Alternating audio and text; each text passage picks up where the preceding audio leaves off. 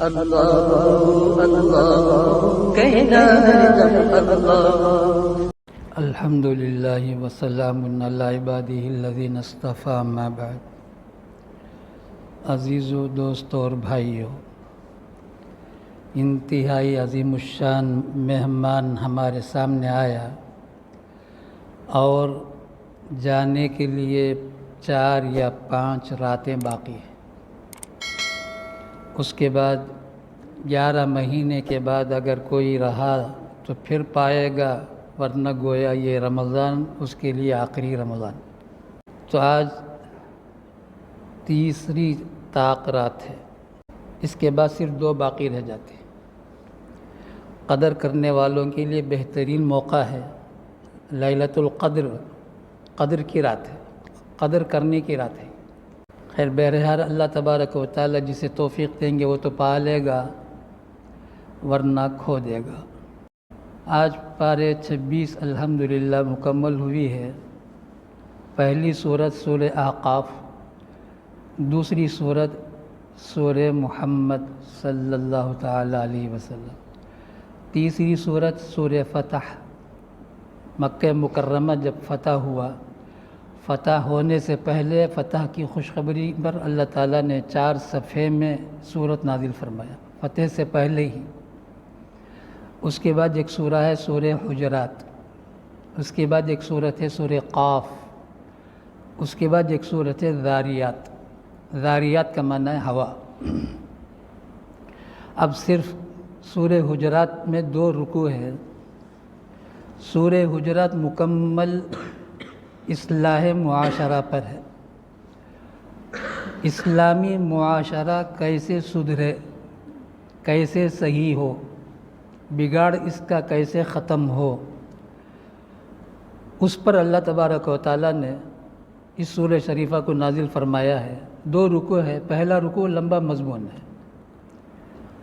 یہ پہلے رکوع میں جو کچھ مضمون ہے پورے قرآن میں پھیلا ہوا ہے، پورے قرآن میں پھیلا ہوا ہے۔ اور دوسرے رکوع میں بہت ضروری مضامین ہیں، صرف ترجمہ سے بھی امت کو فائدہ ہو جائے گی۔ میں عام طور سے کہا کرتا ہوں قرآن پاک کی آیتیں پڑھو اور اس کا ترجمہ کر دو، یہ بھی ہدایت کی بہت بڑی دولت ہے۔ صرف ترجمہ کافی ہے۔ تو قرآن پاک میں جتنے احکام ہیں، مردوں کو اللہ تبارک و تعالیٰ نے مخاطب بنایا، اور وہ حکم عورتوں کو بھی ہے، لیکن 2 حکم کو اللہ تبارک و تعالیٰ نے قرآن پاک میں 2 جگہوں میں عورتوں کو الگ بیان فرمایا، مردوں کو الگ بیان فرمایا۔ ایک تو پردے کے حکم میں بتایا، پارے 18 میں سورہ نور میں، قل للمؤمنین، مومن مردوں سے آپ کہو۔ دوسری آیت وقل للمؤمنات، مومن عورتوں سے کہو۔ تو یہ حکم پردے کا مردوں کو الگ بیان فرمایا، عورتوں کو الگ بیان فرمایا۔ اب اس میں بھی اللہ تبارک و تعالیٰ ایک مضمون بیان فرماتے ہیں جو عورتوں کو الگ بولتے ہیں، مردوں کو الگ بولتے ہیں۔ وہ کیا؟ مذاق کرنا، حقارت سے کسی سے برتاؤ کرنا۔ اللہ تعالیٰ نے کہا مردوں سے بھی اور عورتوں سے بھی، یا ایھا الذین آمنوا لا یسخر قوم من قوم عسی ان یکونوا خیرا منهم۔ اے ایمان والو مرد، کسی کا مذاق اڑاؤ نہیں، کسی کا بھی مذاق نہ اڑاؤ، ہو سکتا وہ تمہارے سے بہتر ہو۔ اب اس کے بعد اللہ تبارک و تعالیٰ عورتوں سے بھی یہی کہتے ہیں۔ کیوں؟ عورتوں میں بھی مزاج بہت زیادہ ہے، جہاں عورتیں ملی کسی کا مذاق شروع کر دیا۔ حضرت ابن مسعود رضی اللہ تعالیٰ عنہ جو فقیہ الامت ہیں، وہ فرماتے ہیں جانور کا بھی مذاق اڑاتے ہوئے مجھے ڈر لگتا ہے، جانور کا بھی مذاق اڑاتے ہوئے مجھے ڈر لگتا ہے۔ شاید ایسا ہے یا کتا کا مذاق اڑاتے ہوئے مجھے ڈر لگتا ہے، دونوں میں سے ایک لفظ ہے، بہرحال دونوں میں سے ایک صحیح ہے۔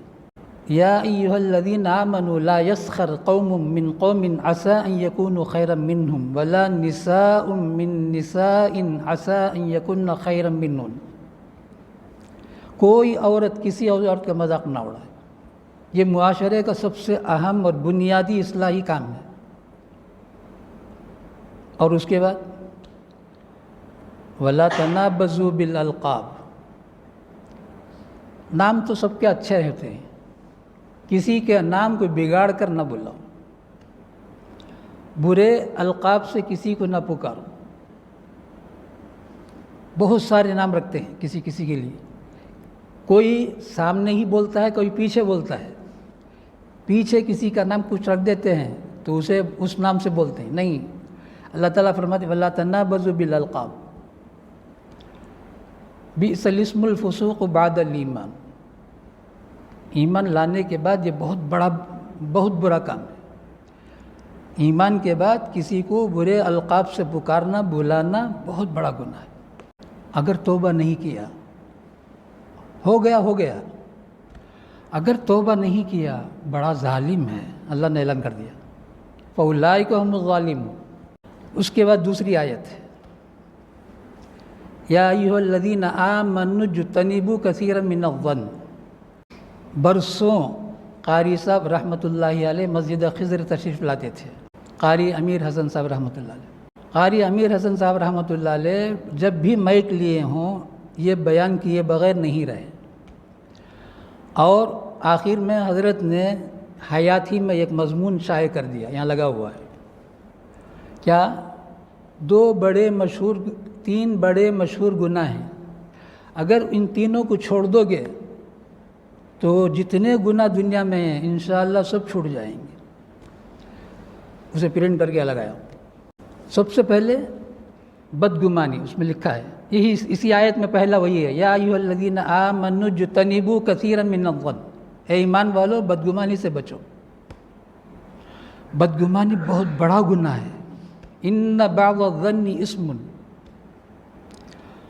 اور اس کے بعد یہ سب اصلاح ہے، معاشرے کا اصلاح، اللہ تعالیٰ قرآن میں بیان فرماتے ہیں وَلَا تَجَسَّسُوا، انہیں کیا کرتا، انہیں کہاں جاتا، انہیں کس کا نہیں ملتا، اس کھوج میں نہ پڑو، کون کی کہاں کی جاتا، انہیں بھی بات کرتے ہیں، انہیں دیکھ کر مجھے کھکاریا، انہیں دیکھ کر مجھے تھوکیا، سو بیکار بات ہے، کون کیا بھی کر لگ جاتا۔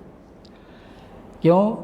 قرآن میں بھی ہے، لوگوں کی زبان میں بھی ہے، برائی کر برا ہوگا، بھلائی کر بھلا ہوگا، کون تھی بھی کئی ساری ہو جاتی، ہم نے کیا کیا۔ اللہ تبارک و تعالیٰ نے صاف صاف فرمایا فَلَا تَجَسَّسُوا، کسی کے کھوج میں نہ پڑو، کسی کے ٹوہ میں نہ رہو، انہیں کیا کرتا ہے، وہ کہاں جاتا ہے، وہ کیا کرتا ہے۔ اس کے بعد وَلَا يَغْتَبْ بَعْضُكُمْ بَعْضًا، غیبت لکھا ہوا ہے، اس میں غیبت بھی لکھا ہوا ہے، اور ایک لکھا ہوا بد نگاہی، جو سورہ نور میں بتا دیا اپنی نگاہوں کی حفاظت کرو، عورتوں سے بھی کہا اپنی نگاہوں کی حفاظت کرو، مردوں سے بھی کہا اپنی نگاہوں کی حفاظت کرو۔ قاری صاحب یہی تین چیزیں، ایک بد نگاہی، ایک بدگمانی، ایک غیبت۔ پاکستان میں بہت بڑے حضرت ہیں، میرے نزدیک ان سے بڑا کوئی بھی نہیں اس وقت دنیا میں، میرے نزدیک، کسی کو پسند آئے نہ آئے، ہر اعتبار سے، علم میں، عمل میں، تقوی میں، اخلاص میں، سب میں۔ حضرت مفتی تقی صاحب عثمانی دامت برکاتہ، وہ فرماتے ہیں، ایک صاحب آئے، بہت بڑا انگریزی پڑھے لکھے آدمی ہے، آنے کے بعد حضرت کا بیان ہوا تھا، غیبت پر حضرت نے بیان کیا، تو بیان کے ختم پر حضرت سے ملے اور حضرت سے کہا حضرت اگر غیبت ہی چھوڑ دیں گے تو دو آدمی ملنے سے کیا مزہ آئے گا؟ دو آدمی آپس میں ملیں اور کسی کی غیبت نہ ہو تو اس ملنے میں کیا مزہ آئے گا؟ دیکھا، آج غیبت کو ہم لوگ اتنا ایک اہم چیز سمجھ گئے، ملاقات کے لیے ایک اہم چیز کیا؟ غیبت۔ اللہ تبارک و تعالیٰ کیا فرماتے ہیں قرآن میں؟ یہ اصلاح معاشرے کے جو عنوانات ہیں مختصراً جو قرآن میں ہے ترجمے کے ساتھ، قرآن میں ہی اصلاح معاشرے کے چھوٹی چھوٹی باتیں ہیں دیکھنے میں، یعنی میں لمبا چوڑا کچھ بھی بولنا نہیں چاہتا ہوں۔ اللہ تبارک و تعالیٰ فرماتے ہیں وَلَا يَغْتَبْ بَعْضُكُمْ بَعْضًا، کسی کی غیبت نہ کرو۔ آگے اللہ تعالیٰ ایک بات پوچھتے ہیں، کیا پوچھتے ہیں؟ تم جس کی غیبت کرتے ہو وہ ایسا ہے گویا مردار بھائی ہے تمہارا، اور جب غیبت کرتے ہو تو اس مردار بھائی کا گوشت تم نے کھایا ہے، کیا کسی مردار بھائی کے گوشت کو کھانا تم پسند کرو گے؟ اللہ پوچھتے ہیں اَيُحِبُّ أَحَدُكُمْ أَن يَأْكُلَ لَحْمَ أَخِيهِ مَيْتًا فَكَرِهْتُمُوهُ، کیا تم اپنے مردار بھائی کا گوشت کھانا پسند کرو گے؟ اسے تو آپ پسند کرتے ہو، پھر اسے کیسے پڑھتے ہیں؟ غیبت کیسے کرتے ہو؟ غیبت بالکل کیا ہے؟ اللہ تعالیٰ نے کہا یہ اللہ تبارک و تعالیٰ نے اپنے کلام میں قیامت تک کوئی کچھ بھی نہیں کر سکتا ہے۔ کیا؟